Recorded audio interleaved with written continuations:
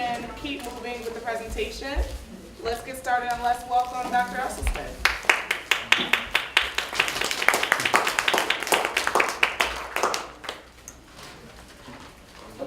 Thank you, Jasmine. It's certainly an honor to be speaking at the Brain Institute. And what I'd like to share with you today is the similarity between the approach that we use to arrest and reverse heart disease, and the same application will be towards brain health. Now, it's interesting that we in medicine really have to sort of hang our head in recognition of the fact that we have created a billion-dollar industry in this country in health over an illness that does not even exist in half the planet. So, the example would be if you were to take as a cardiac surgeon, you were to take your shingle and hang it open hour, the capo highland, send back to the cars and our Indians. You better forget it. You better plant selling lollipops because they are totally thriving on whole food plant-based nutrition without oil.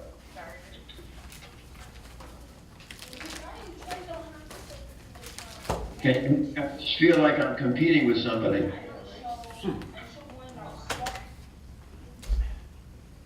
Go ahead. Am I competing with somebody? I'm sorry. No, go ahead. Now this next slide is probably the oldest in my collection. It actually is the slide I took when I was leaving Vietnam in 1968 after a year as a combat surgeon. And it reminds me to share with the audience the fact that we autopsy our GIs at an average age of 20 in Korea.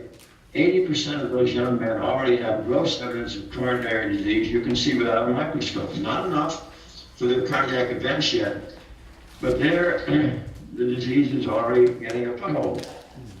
Now that stuff was then repeated.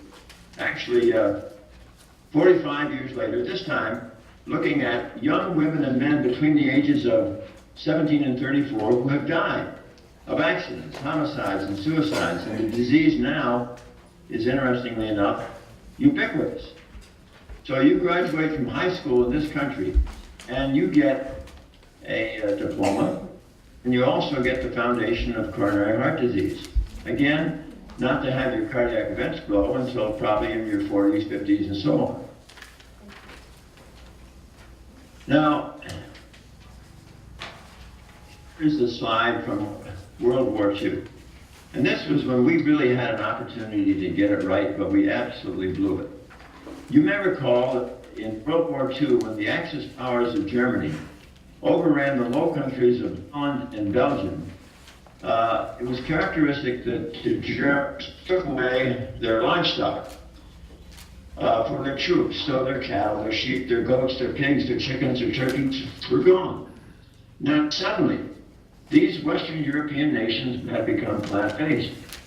And it was interesting, in 1951, reporting in England's leading medical journal, Lancet, Dr. Strom Jansen reported that death rates from heart attack and stroke in Norway during this time period. So let's together look at this next slide, and if we start on the left, we'll see that deaths from heart attack and stroke in 1927 were going up, 1930 going up, 1935 going up, 1939, in come the Germans, whoop, 1940, whoop, 41. Who knew these Germans were these great public health educators? And yet, look what happened in 1945. With the death of Adolf Hitler, the cessation of hostilities in the European theater, immediately back comes the meat, back comes the dairy, back comes the back come the strokes, and back come the heart attacks. But we just didn't get it. But a very found declaration of how this disease can respond Now, these next 3 or 4 slides are going to be the most important that I share with you today. Those of you who are looking at the right will see an artery that is thoroughly diseased, and you're probably saying to yourselves, when that small opening in that diseased artery closes, there'll probably be a heart attack. Well, actually, no.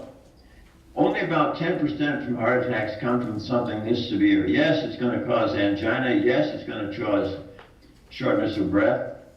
But the body usually, with the decades that this has been present, the body has usually built little tiny bypasses of its own around this blockage, which we call collateral, enough to sustain the downstream viability of the heart muscle, even when that small opening closes off, and there will not have been a heart attack, but of course the symptoms will remain.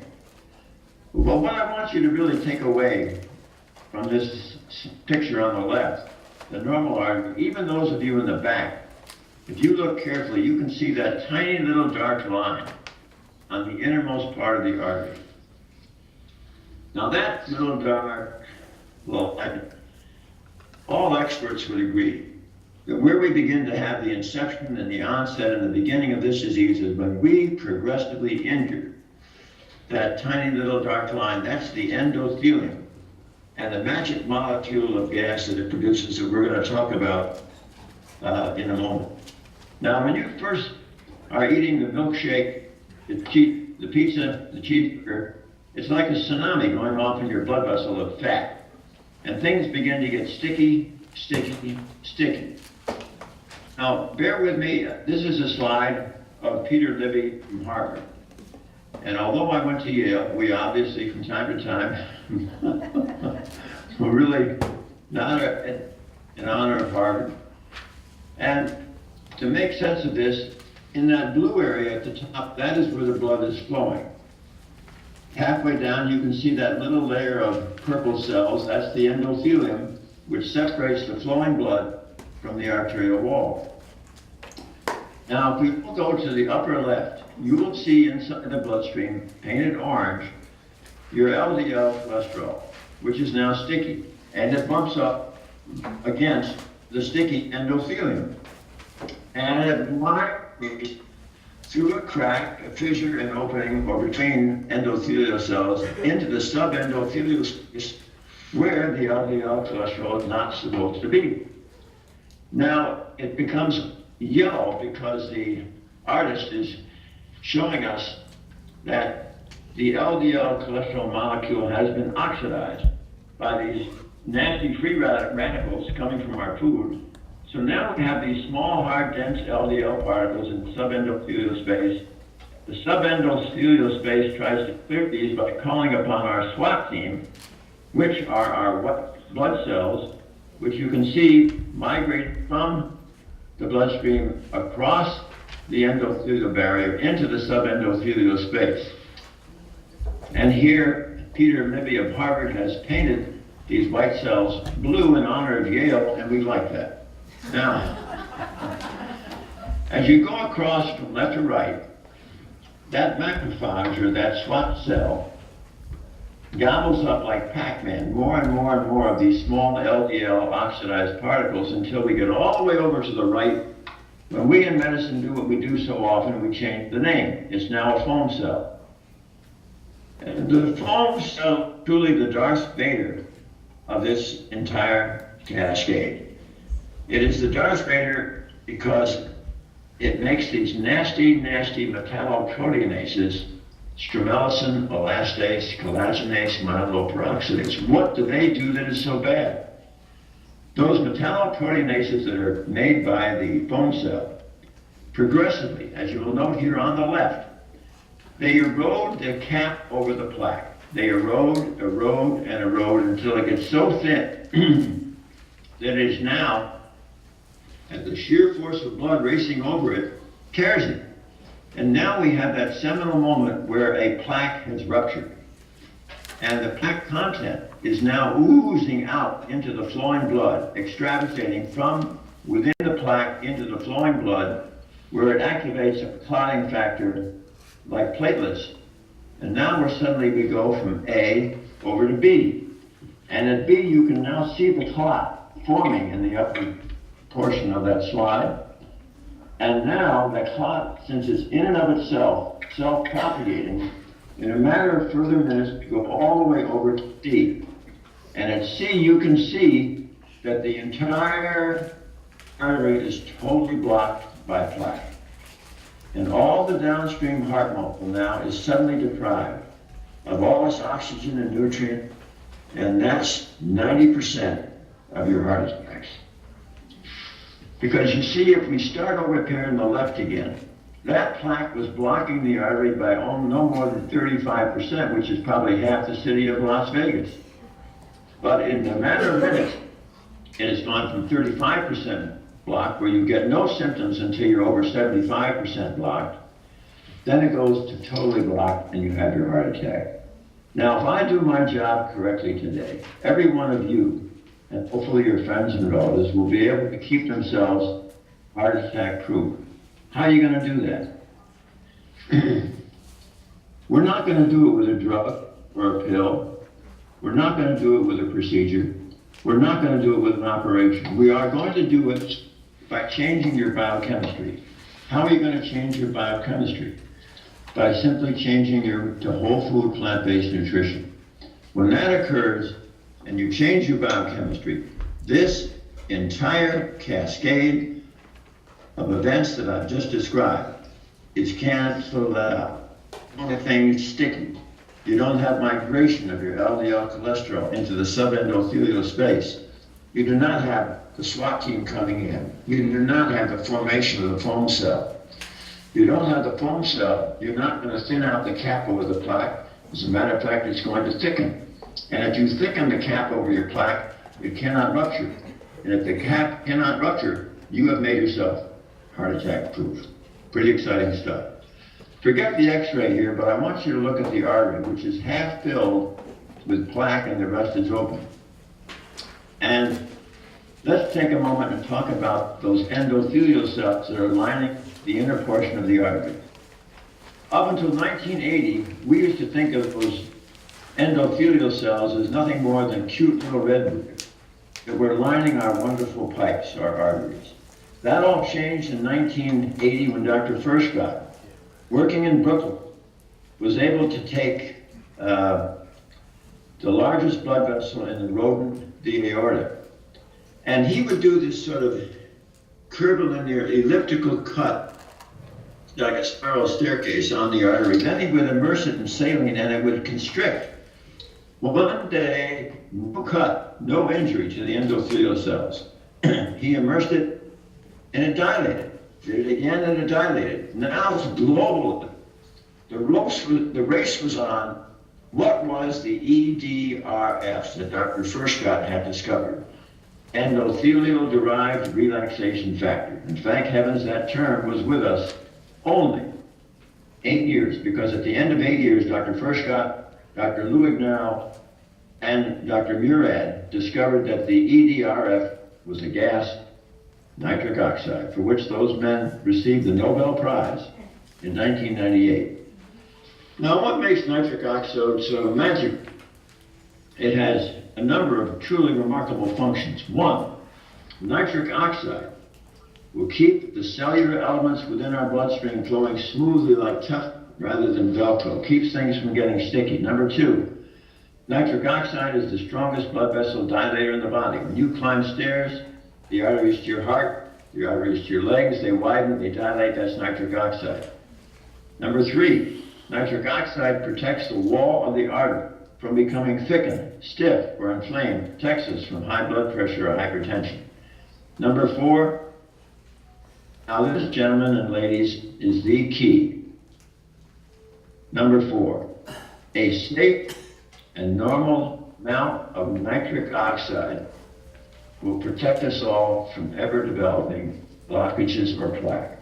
So literally everybody on the planet, whether they're from Berlin, London, New York City, or Las Vegas, if they have cardiovascular disease, it is because by now in their lifetime, they have so sufficiently crashed, injured, and compromised the capacity of their endothelial cell to make nitric oxide, they simply don't have enough to protect themselves from making blockages or plaque. But the good news here is that this is not a malignancy. And once you can get patients to understand how they have created this disease, if they're willing never again to pass anything through their lips that is to further injure an already train-wrecked endothelial system, then the endothelial cells recover. You make enough nitric oxide so you can not only halt the disease, but begin to get elements of disease reversal. Now, you might say, how do you measure nitric oxide? Maybe some of you, the audience there, are wondering, I wonder what my level of nitric oxide is. Well, most physicians don't have a $30,000 machine from Israel that you can get to check this out. But in the research setting, if you take an ultrasound probe and place it over the brachial artery at the elbow, there on the screen is the readout of the diameter of the the diameter of the artery. Then you encircle the upper arm with a blood pressure cuff that you will inflate above systolic blood pressure so that for 5 minutes you have absolutely zero blood flow to your forearm and hand. Now, I've had that done, it's not easy. But you then release the cuff and immediately remeasure the brachial artery at the elbow with the ultrasound probe, and in the normal individual, it'll now be 30% greater than before because of the outpouring of nitric oxide during the period when that tourniquet was on.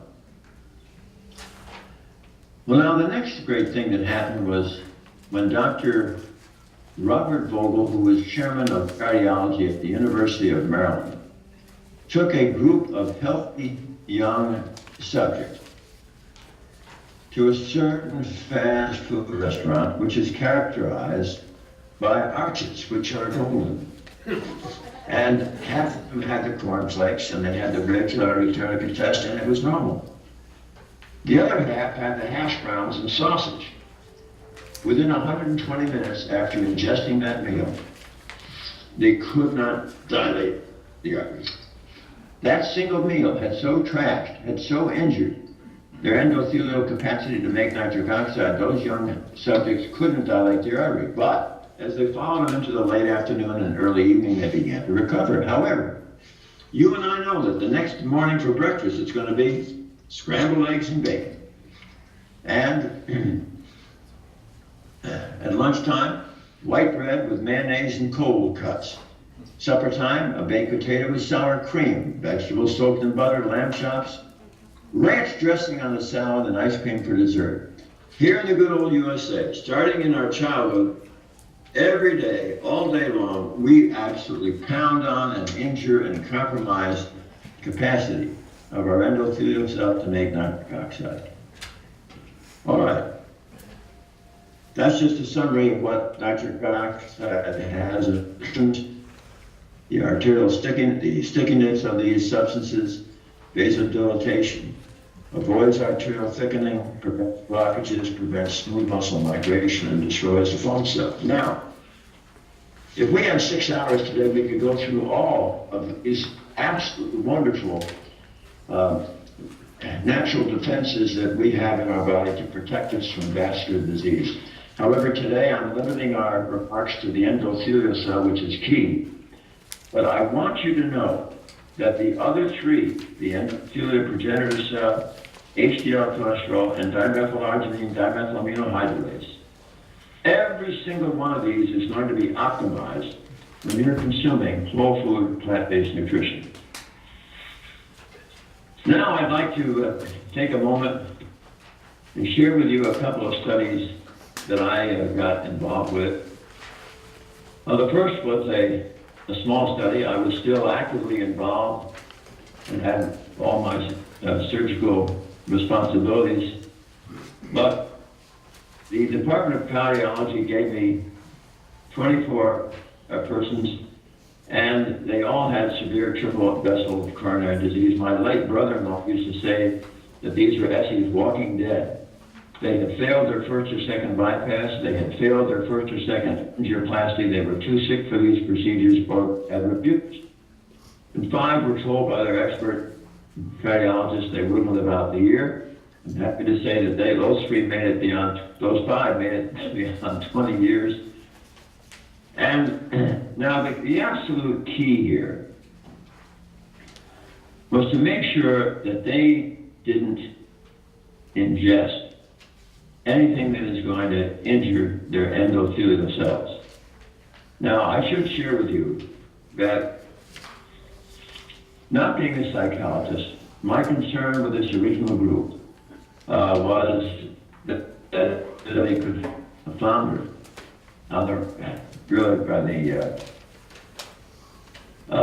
because of the lack of compliance. So the mantra that I decided to use with these patients was the same one that I learned many years ago from a marvelous West Coast surgeon by the name of Bert Dunphy. And Bert used to say that patients with cancer are not afraid to die. Patients with cancer are not afraid to suffer. But patients with cancer are afraid of being abandoned by their physician or their family. So for the first 5 years of the study, I saw every one of these patients every 2 weeks in my office, for every morsel they ate, checked their cholesterol, their blood pressure, their weight. At the end of 5 years, I got a little more courageous and started seeing them once a month.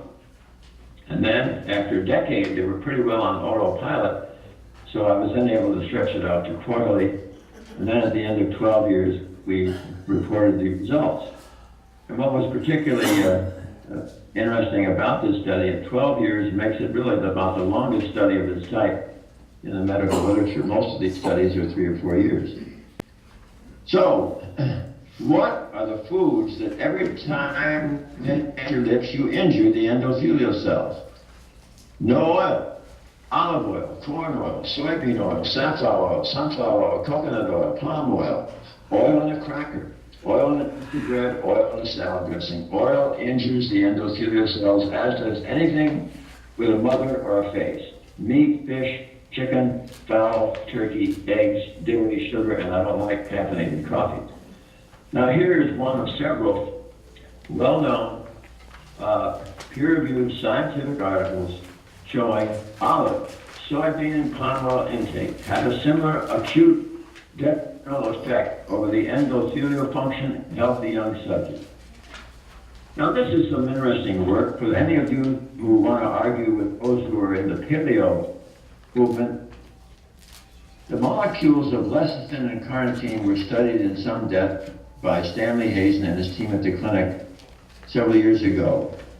And when I say an omnivore, I mean somebody who is eating these animal-based products that you see listed here, which contain lecithin and carnitine. If you are an omnivore and you eat these products, you possess bacteria in your intestine that are going to metabolize the lecithin and carnitine into a molecule which is called TMA, trimethylamine, which is rapidly oxidized by your liver to trimethylamine oxide, which injures your blood vessels. Now here is the schematic. Lecithin and carnitine metabolized by the gut bacteria in the omnivore, TMAO, vascular disease. And the exciting thing about this is that when Stanley took a lamb chop and gave it to somebody who was totally plant-based and checked their blood, no TMAO. Persons who are totally plant-based do not possess bacteria in their colon that has the capacity to make TMAO. There it is. Plant-based diet, no TMAO. However, what does TMAO do to injure the vessel?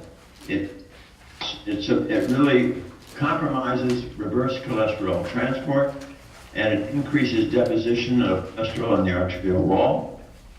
And when Stan Hazen and his team looked at over 4,000 patients at the clinic and looked at their blood and followed them up, those that had the most severe cardiovascular disease were those that had the highest level of TMAO. And everybody always seems to think that somehow eating fish is safe. That's nonsense. Fish yield the highest levels of TMAO. Now, there is a substance called dimethylbutanol, which will inhibit TMAO production, which is found in balsamic vinegars and red wine. But obviously the preferred way is not to eat the animal-based foods rather than try to drown it with red wine. Now, this is kind of an interesting paper because we know it's not just cholesterol alone that is responsible for heart disease. Inflammation is certainly something that plays a very, very major role in this. And this was an interesting paper from last September from Paul Ridker from Harvard. And it was a study in Europe of some 5,000 men, all of whom had had heart disease and had inflammation and obviously were at risk for a subsequent event. So half the group was placebo and the other half were taking this very powerful anti-immune drug, Canakinumab.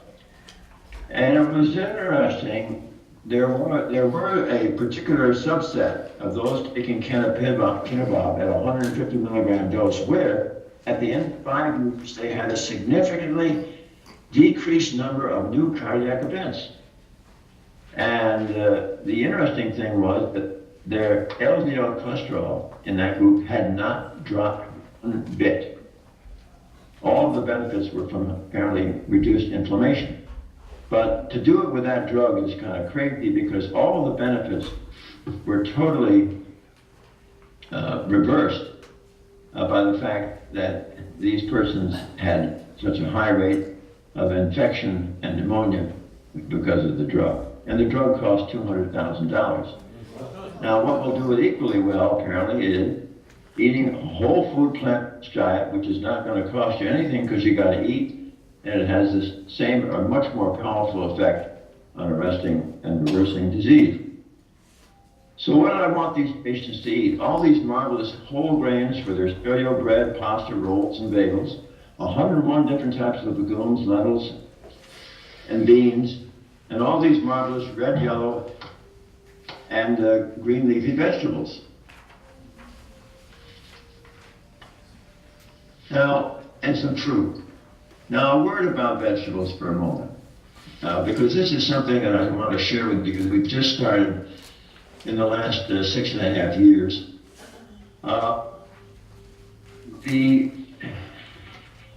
If I can get a patient with cardiovascular disease to imagine shrinking their head to the point where actually they could get inside the artery going to their heart, and if they looked at the plaque, they would see that it is an absolute cauldron of oxidative inflammation. So we need antioxidants. No, don't go down to the health food store and buy a jug of pills that says antioxidant because it doesn't work and it's going to be harmful. I want you to get your antioxidants from food, all right? Food. Food that is high in what we call ORAC value. ORAC, oxygen radical absorptive capacity. So if you're having raspberries, blueberries, strawberries, and blackberries on your oat cereal in the morning, that's a terrific start. But nothing can trump the antioxidant value of green leafy vegetables. So need these patients with heart disease to chew, not juices, not juicing, not smoothies. I want them to chew a green leafy vegetable 6 times a day that is approximately the size of their fist after it has first been boiled in water 5.5 minutes so it's nice and tender, and then you must anoint it with several drops of a delightful balsamic vinegar. Why? Because the acetic acid in the balsamic vinegar restores the nitric oxide synthase enzyme contained within the endothelial cell that is responsible for making nitric oxide. So they're going to chew this alongside their breakfast cereal, again as a mid-morning snack, again with their lunch and sandwich, that's 3, mid-afternoon 4, dinner time 5, and I adore it when they have an evening snack of kale. What are they doing? All day long you are bathing and basking that horrible oxidative cauldron of inflammation with nature's most powerful antioxidants. Now, what are the green leafy vegetables I'm talking about? They are bok choy, Swiss chard, kale, collards, collard green, beet greens, mustard green, turnip greens, Napa cabbage, Brussels sprouts, broccoli, cauliflower, cilantro, parsley, spinach, and arugula, and asparagus. And the top 6 would be kale, Swiss chard, spinach, arugula, beet greens, and beets. There you go. No oil.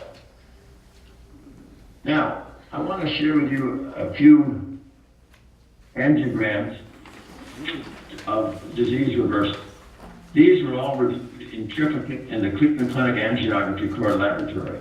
So by senior technicians that do this all day long for national medical trials. So when I give you a certain percentage of improvement, I know it's accurate. This is a 67-year-old retired pediatrician. You're looking at the upper edge of the left anterior descending, and from the left to the right was a 10% improvement. A little easier to see in this 58-year-old factory worker looking at the circumflex artery to the back of the heart, which was described as a 20% improvement from the left to the right. This next was a 54-year-old security guard, and you're looking at the right coronary artery, and that was described as a 30% improvement from the left to the right. This is my colleague, Joe Crow, who replaced me as chairman of the Breast Cancer Task Force. In 1996, at age 44, he's down to work post-operative orders after he finished his surgical schedule, and he suddenly had this skeleton sitting on his chest. He had a heart attack, whipped down to the cath lab, and they went ahead with the catheterization and found that the entire lower one-third of his left anterior descending was all moth-eaten and diseased over too long a segment to permit a stent after stent after stent being pushed in, and it was too far down the artery for a bypass. So he was discharged about 4 or 5 days later, but very depressed because he thought they could do nothing for him. So my wife and I had Joe and his wife out for supper 2 weeks after his attack. Joe, come on. You've been eating this horrible Western diet, you've got the typical disease. We got 10 years of data. Why don't you think about going plant-based? He said, fine. I'll give it a shot. They couldn't offer me anything else, but I'm not going to take those statin drugs. I hear there are just too many side effects. I'm not interested. I said, that's fine.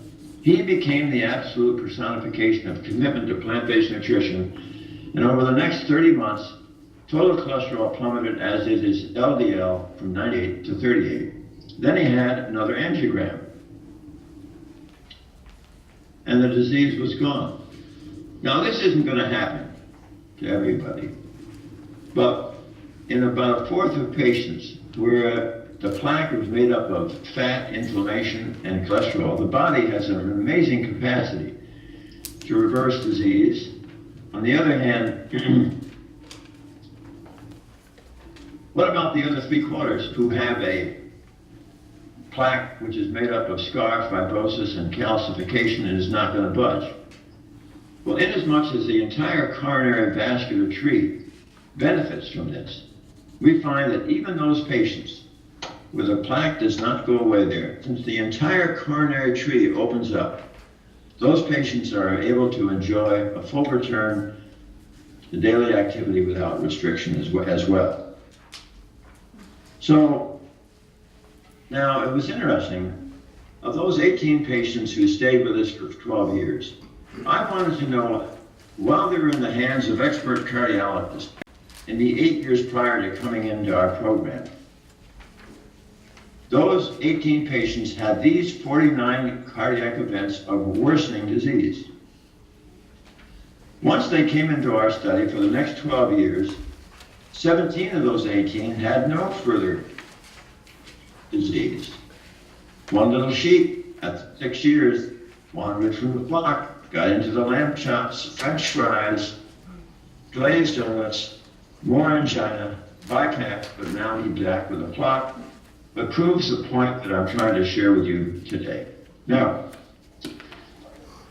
we were criticized for our early study, not because we didn't arrest and reverse disease, but we were criticized because the study was small, and they said that our nutrition was rather extreme and rather severe, and could it ever be repeated in a larger group with similar results? So, in July of 2014, in the Journal of Family Practice, we reported these 200 patients. 2 were lost to follow-up. 177 of the 198 were compliant. That's almost 90%, 89.3. So 90% were compliant. We find that's very exciting. How do you know they were sick? 119 had already had a standard bypass, another 44 had already had a heart attack. What was particularly exciting, we found that there were 27 patients who, after they went through our program, who had been told beforehand they would have to have a standard bypass, never had to have it.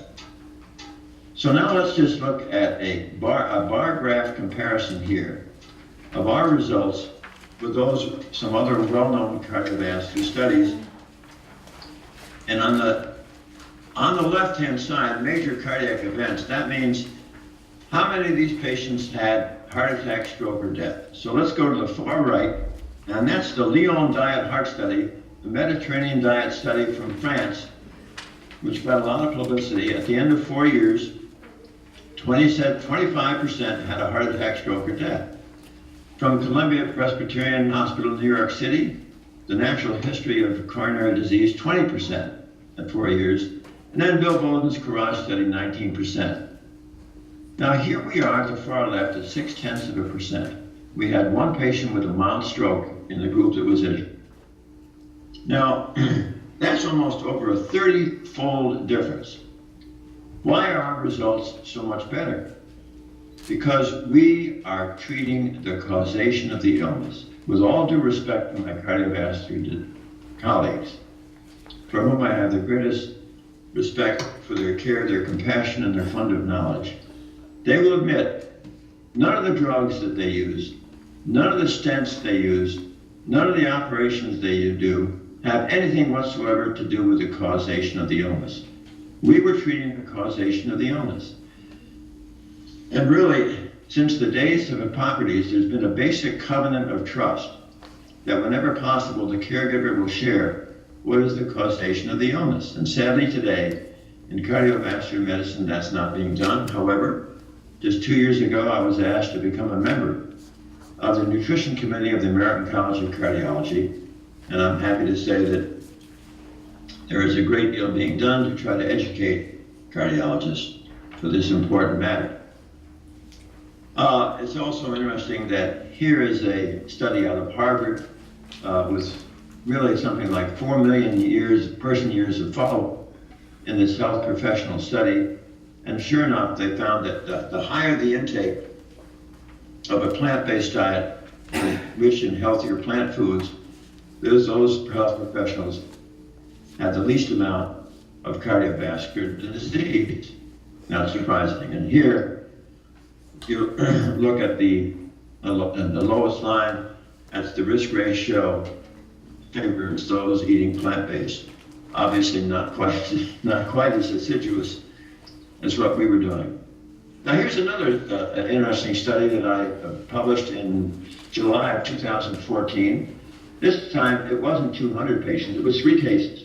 3 case reports. Why?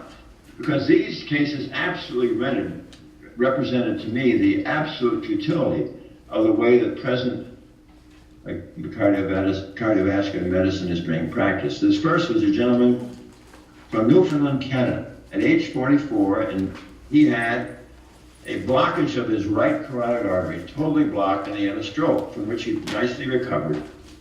But he had this severe angina, chest pain from his heart. They found a courageous surgeon in Toronto who would operate on him, even though he had one totally blocked artery to his brain. And he did well until he was about 69 years of age, when now again he was in trouble. He was fully diabetic. All his chest pain had recurred, and he had erectile dysfunction. And his one remaining carotid artery was now 90% blocked. Well, of all things that happened, his daughter, at this point, at age 37, had her heart attack. During her convalescence, they happened to find a book called Prevent and Reverse Heart Disease, which I authored. And she said to her father, "Pop, we got to do this together." They did. A year later, I got a letter. "Thank you, Dr. Esselstyn. We've been doing your program for a year. I've lost 40 pounds. My diabetes has disappeared. All of my chest pain has disappeared. My erectile dysfunction has disappeared. And my one remaining carotid artery that was 90% blocked is now 67% blocked. And here is a before and after picture of Bob Mercer. The next gentleman was a local from Cleveland. Art Soteros, at age 32, became diabetic. He was overweight. At age 42, came to the clinic, had his first of 14 stents. Then he was told he had aggressive disease and his stents wouldn't work. So they decided we'll have to do a bypass. Well, the bypass was good for a year and a half, and the angina returned again. So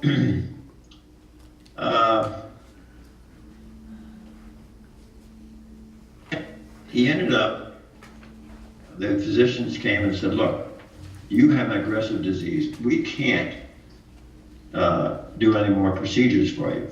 You'll just have to do the best you can with these drugs. Well, he was only 48 years old. And a parishioner mentioned our program. He came, he lost 40 pounds, got rid of all his angina, and he appears on a regular basis giving his testimonial. And here he is before and after. And the third one is Jim McNamara, age 55, pre-diabetic, had his first stroke. They tried to operate on his carotid. It failed, totally blocked. Recovered from his stroke, began to get pain in his leg because of blockages in his, of the artery in his thigh. The first operation failed, the second operation failed, the third operation failed. Told you got this aggressive disease, nothing we can do for you. And he went plant-based and totally walks nonstop with no pain and no discomfort. Here he is on the left before, and on the right dancing with his daughter at her wedding. So what you've got, you get no mortality with the diet, you get no morbidity with the diet, you've got no added expense because you got to eat, and the benefits to and most important for the poor souls who's had a heart attack, who are walking around with the sword of Damocles hanging over their head, wondering, when is the other shoe going to fall? When do I get my next heart attack? Nonsense, you never have to have another heart attack if you strengthen the cap over your plaque. Now, what about the brain? What in the world is a good idea of having a great heart if your brain doesn't work? We know that by age 85, in this country and in Sweden, that roughly 50% of those who are age 85 will have some form of dementia. And we really got some insight into this whole business in 2001 when Megan Leary and her team from the West Coast had looked at over 5,500 MRIs of the brains of Americans. And at age 50, they begin to see these tiny little white spots. These tiny little white spots are little strokes, but you know, big brain, tiny stroke, not a problem. Maybe not a problem when you're 50, but suddenly you're 65. You've had 15 more years of the good old American death. And now, more often than before, you find yourself saying, sweetheart, you're going to leave the car keys. You get over that.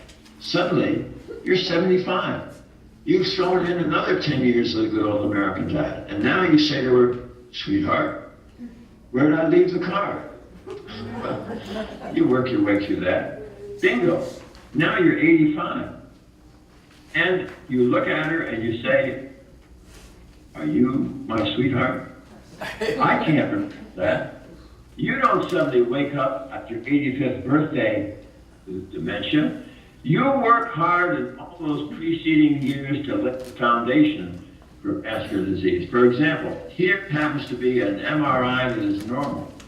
But on this next one, I counted over 90 of these small little strokes. Can you imagine a message trying to go through all that scar? Not a good plan. All right. Now here, if you look at the left, you will see that the brain reaches all the way out to the skull. There's no space between the brain and the skull. That's normal. On the right, you'll notice, especially on the right side of that brain, is a big black gap, 2.5 centimeters. That is cerebral atrophy. You don't want cerebral atrophy as you get older. How do you prevent that? Exercise. You're going to walk maybe 4 or 5 times a week, almost fast enough to break a sweat, or you can bike, or you can swim, but exercise will enlarge two parts of the brain: the hippocampus for memory, the frontal lobe for executive thinking. Now here on the left, you're looking at an MRI of the thigh muscle of a 40-year-old triathlete. On the upper right, you're looking at the MRI of the thigh of a 74-year-old couch potato. In the lower right, you're looking at a 70-year-old triathlete. The message is pretty clear: keep exercising, right? Now, here on the left, you're looking at the pulse volume at the ankle of a gentleman in our first study who, in crossing the skyway to my office, had to stop 5 times because of pain in his right calf, because he had a partially blocked artery in his spine. But I was so focused on his heart that I forgot all about his leg until about 11 months. One day in the office, he said, "Dr. Esselstyn, do you recall when I first started seeing you that I used to stop 5 times crossing the skyway coming up to?" "Yeah." He said, "You know, this last month it got to be 4. Then it was 3, then it was 2, then it was 1. He said, "I don't stop anymore. The pain's gone." I said, "Don, back you go to the vascular lab." And now you see on the right, the pulse volume is absolutely double what it was. Now this was within 15 months of starting our first study, and we had absolutely unequivocal, rock solid, irrefutable science that food and food alone can halt and reverse cardiovascular disease. And you're going to say, well, wait a minute, what about the statin drug? Well, just like Joe Crow, who refused, look at the date, 1986. We didn't have any statin drugs then. So we have any number of patients that come through our program who come to us, they aren't able to take a statin drug. They are in no way precluded from enjoying the benefits of reversal of this disease if they do it correctly. Now here's another gentleman. This was a 78-year-old retired high school chemistry teacher. And in his retirement, he and his wife enjoyed entering these square dance contests. But during the fast square dance, he was in bilateral calf pain. And he saw these vascular surgeons, and they got the image that you see here. He didn't like the idea of this particularly large operation they were offering, and he found this over the internet. And during counseling, he said, "Dr. Esselstyn, if I choose your method, how long will it take to get rid of my calf pain?" So I looked at him with great wisdom in my face and said, "Probably it'll be about 10 or 11 months. Well, 4 months later, I got a phone call. "Dr. Esselstyn, you do not speak the truth. The pain is gone." Now, I don't know, as I look at this audience out at Las Vegas with great wisdom, I don't know what it's like when you're watching television, but here in Cleveland, if you're watching a sporting event or a mystery, just before the advertisement comes on, you will hear the mellifluous tones of the advertiser say something like, "When the moment is right, will you be ready?" Now, we all know that the penile artery is really quite tiny compared to the coronary artery. And so not infrequently, before somebody comes down with coronary artery disease, they may find they're no longer able to raise the flag. However, almost not lost, not infrequently, 11 months after I've seen somebody, I'll get a phone call. "Dr. Esselstyn, yes, this is Mr. So-and-so." Sure enough. "Yeah," I said, "I thought I ought to give you a call because recently something has come up, and I'm wondering if I don't owe you another check." Now, back to the heart. What you're looking at here is a PET rubidium diphromol scan of the heart. And let me explain that. The image you see on the left, where it is orange or where it is yellow, you're getting a good blood supply. But on the left, where it is green, that's quite poor. This happened to be a 60-year-old stockbroker in downtown Cleveland with a cholesterol, as you see at the top, 248 at the time that we got the image on the left. That's when I counseled him. 10 days later, his cholesterol was down to 137, and 3 weeks later, we repeated the PET scan, and now it was all reproduced. Now, you know and I know that we didn't wash out any plaque in 3 weeks. So what is going on here? What is happening? Well, here's what's going on. You're looking at a heart here without any muscle. You're looking at the blood vessels. And you see those 3 large blood vessels, which are what we call the epicardial coronary arteries. Those are the ones that ride on the surface of the heart. And those are the ones where we get all the plaque, all the advertising for stents and bypasses. But what you also see here, where are those arteries going? They're all heading for the muscle. And that's when you see, look at these, thousands upon thousands of interdigitating the cascade of connecting vessels. So I talked with our Cleveland Clinic cardiovascular pathologist who dissects 200 hearts a year from the deceased, and I said to Rodriguez, how often do you ever see, once the artery has dived into the muscle, how often do you ever see garden variety coronary artery disease? And he said, never. Well, once in a very great while, and it's severe diabetic, otherwise no. So here's what's going on. When you see these patients initially, and their endothelial cells are so beaten down, not only are they no longer your friend, they are now your enemy. The beaten down endothelial cells are secreting 2 molecules that are vasoconstrictive. They squeeze a vessel. They are thromboxane and endothelin-1, the strongest vasoconstrictor in the body. So as you look at this image, think of all those small intramuscular vessels, all vasoconstricted.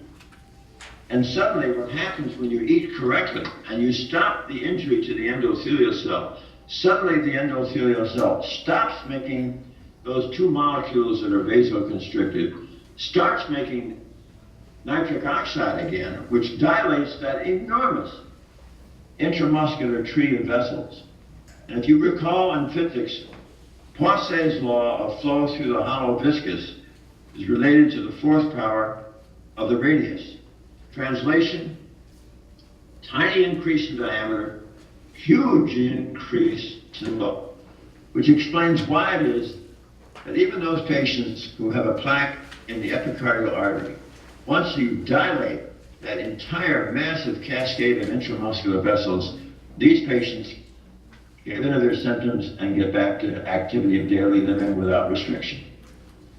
Now, here is a summary of the 8 measures of cardiovascular disease reversal. I've shown you the angiograms, same thing happens with the stress test. I've shown you reversal of the PET scan. We talked about reversal of ultrasound and the pulse volume at the leg, and also the 3 symptoms of reversal of angina, claudication, which is pain in the calf, and of course erectile dysfunction. Now, I always like to summarize by showing you this building where, at the clinic, where for many years I was on the 8th floor. And I like to show this because I want you to see what the trees are like in Cleveland in February. However, now that I've retired from surgery and I work at the Cleveland Clinic Wellness Institute, the budget is a little bit modest, but the morale is quite high. And it's one thing that I've learned, and here, this happens to be the present state of cardiology. This was a cargo ship called the Delta Marina on the Tennessee River, which they didn't quite apprise the size of the boat, whether it would fit onto the bridge. One thing that I've learned in the last 57 years since leaving medical school Yeah, brains are important, but nothing is as important as persistence, persistence, persistence, best exemplified by this damsel in Life magazine trying to learn how to do the splits. And it is tough to do the splits, but sure enough, the other day in downtown Las Vegas, Jasmine was walking around and spotted her. She had got it right. At this point, I would be delighted to take any of your questions. Thank you.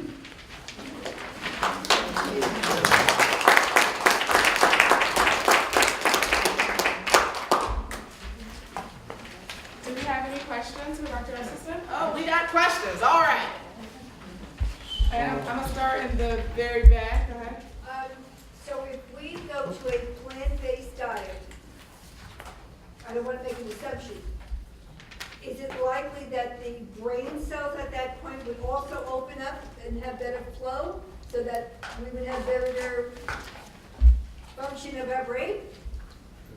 The question is that if someone goes to a plant-based diet, will the arteries basically open up and allow better function for the brain? Absolutely. Any other questions? All right. Fish. Normally they recommend to eat fish, but this one you cannot eat the fish. So normally people recommend that people eat fish for a healthy diet, and it seems like from your presentation you're recommending to not eat fish. Is that there's a conflict there? Can you explain that? Well, I tried to show that, first of all, before we undertook this research, if you make a careful epidemiologic research, you'll find that in half the planet, cardiovascular disease does not exist. When you look at the Inuit who thrives on salmon and fish and meat, the Eskimo, they are absolutely ravaged with cardiovascular disease and have very, very poor health. Those that are having the meat diets, it's very poor health. And I tried to show that the fish creates the highest levels of TMAO, and I know of no study where you take patients who are seriously ill with heart disease and give them fish and are able to stop or reverse the disease. Thank you. We have another question. You mentioned exercise for the brain. How does exercise improve, or does it have any effect on the cardio system? No, on the heart. So you mentioned exercising is good for your brain, but how does exercising influence the cardiovascular system? Well, it enhances. What I tried to emphasize is the absolute key of the importance of having an excellent level of nitric oxide. And exercise helps to stimulate the production of nitric oxide. We have a couple more questions. Yes, thank you, Dr. Justin, for sharing all this. This is really interesting. My question is about whether the studies address cooked versus raw. Do any of your studies address cooked versus raw food consumption? No, it's an interesting point. I think it's increasingly clear that it's very difficult to get the maximum phytonutrients, because when you're chewing, the cell wall breakdown is not as efficient as it is when you've cooked. And also, I think it's very hard for people to eat turnip greens if they haven't been cooked.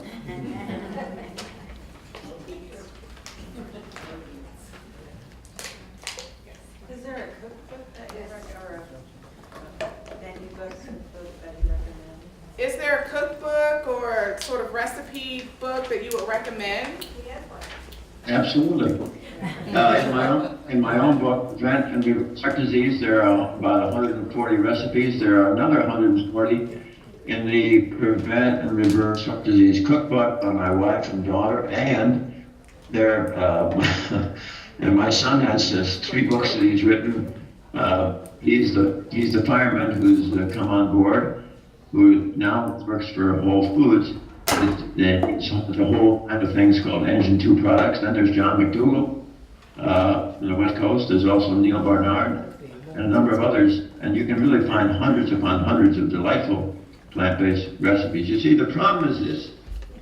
If you're eating a typical Western diet, it looks good, it smells good, it tastes good, and at the same time it is absolutely destroying you without pain. On the other hand, whole food plant-based nutrition looks good, smells good, tastes good, and absolutely enhances your health. I mean, look, I grew up on Aberdeen Angus and a dairy farm. And it was pretty hard for me to believe that the very products that we were producing were destroying the health of people. A couple more questions. Do you have a guideline for maintain a protein intake while you're on a plant-based diet? Do you have a guideline for maintaining your protein intake while you're on a plant-based diet?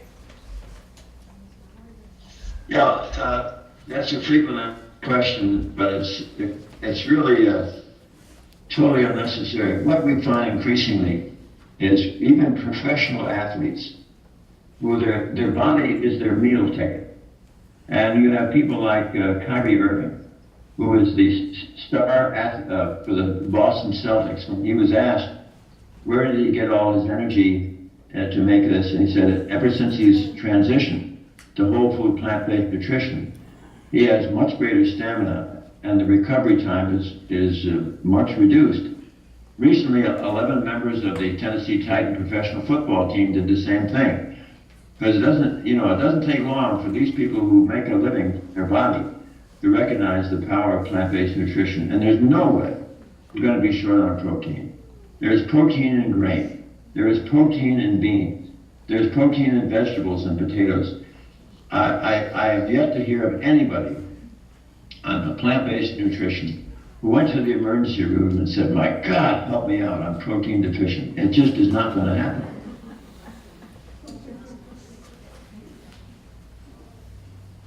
So, if Parkinson's disease and Alzheimer's are due to death of neurons because of alpha-synuclein, it appears, how does this affect that? So if Parkinson's, Alzheimer's is due to the death of neurons, how will a plant-based diet impact that? You're going to have to give me that one again. So if Parkinson's and Alzheimer's disease occurs because of a death of neurons, Wait a minute. Are you saying Parkinson's disease or Alzheimer's? Is that what I'm hearing? and Well, let's just take one at a time. First of all, I think it would be a bit unfair of me to tell you that that we have data that would show that patients with Parkinson's disease are going to have it halted or reversed with plant-based nutrition. Will it help them? Yes. But I mean, just because they're getting overall better nutrition. But I don't think we've got data on that. Now, as far as Alzheimer's is concerned, it's interesting that if you follow the work of Bredesen and his colleague Wes Youngberg, it's almost the same approach to enhancing heart health. It can happen when you do it with Alzheimer's. And if you have Alzheimer's patients who they get exercise, they have socialization, they get good sleep, and especially if they're eating whole food plant-based nutrition, I think Bredesen and Youngberg have shown that there is a fair amount of neuroplasticity with Alzheimer's disease, and they actually can favorably alter and affect that. And it's very interesting to see how that plays out. And I have time for one more question. Is there anyone else? Yeah. Do you have a cover page of your book? A cover page for what book would you recommend? And maybe can they find it on the Wellness Clinic website, Cleveland Clinic's website? My book, you can always get it over Amazon. Prevent and Reverse Heart Disease. And reverse heart disease. All right, last question. My husband had a bypass 40 years ago, and he followed Dr. Dean Arnold's book, and that was at Yale University, and he reversed his heart disease.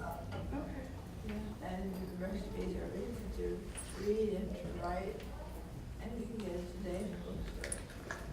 So it actually wasn't a question, it was a comment that a attendee had a husband that had a bypass and followed a recipe book from Dr. Dean Arnold, Dean Arnis, reversing heart reversing heart disease. disease. And it did, And it was very helpful. So I think she's advocating for a healthier diet.